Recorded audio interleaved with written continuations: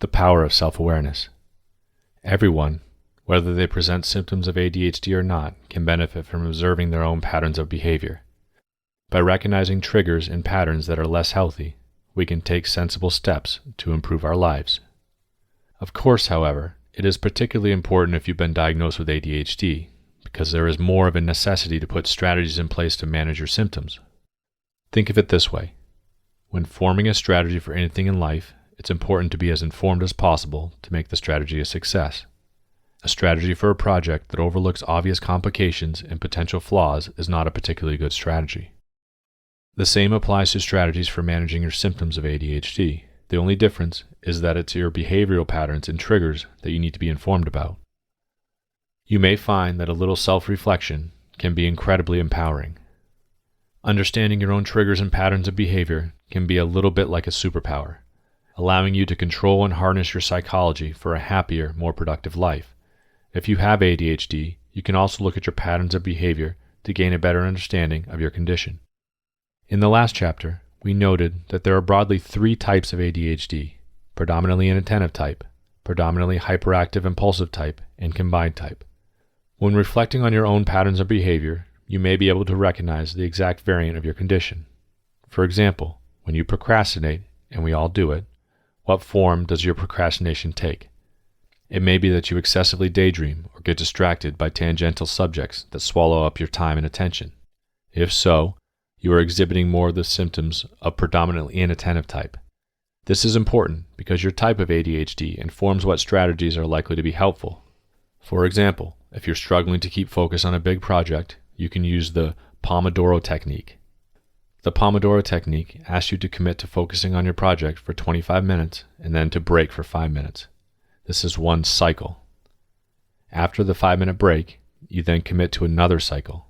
After 4 cycles, you then take a longer 15 to 30-minute break. The Pomodoro technique is effective because it only commits you to 25 minutes of focus at a time. Use of a timer, a simple Google or Pomodoro technique timer, will find plenty of websites to help you, can help you cut through distractions, interrupting a procrastinating daydream or tangential rabbit hole.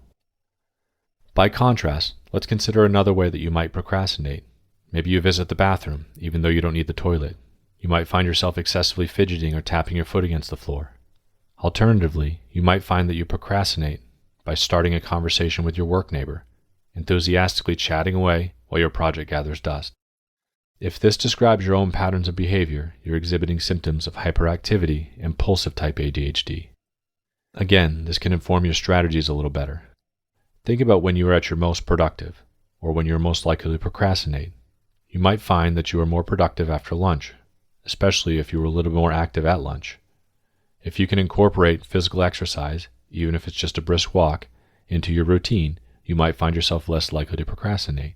Furthermore, the Pomodoro technique can also be used with hyperactivity or impulsiveness in mind. In the 5-minute breaks, you may find it effective to get up from your chair, stretch your legs, or use a fidget spinner to keep your hands busy. You might try to limit visits to the water cooler for those 5-minute windows to avoid interrupting your focus time. Most people with ADHD, of course, present symptoms of combined type.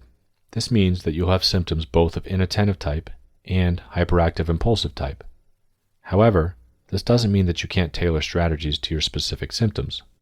For example, you may have combined type ADHD, but not demonstrate any fidgeting or restlessness. Remember that being diagnosed with combined type ADHD doesn't mean that you have all the symptoms of inattentive type and all the symptoms of hyperactive impulsive type.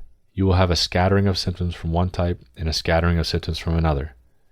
If you don't tend to feel restless or fidget, your strategies for managing your productivity should focus less on physical activity.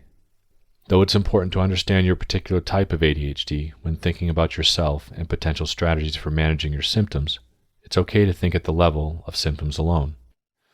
If you're distracted at work and express this by being a bit of a chatterbox, you might find it tremendously helpful to talk to your employer about finding a quieter place to do your work, perhaps a quiet room, or even just a corner seat in the office.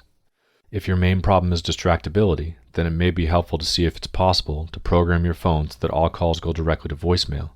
You can schedule a time to go through your messages later in the day. Ultimately, by understanding yourself, you can tailor strategies to maximally help you.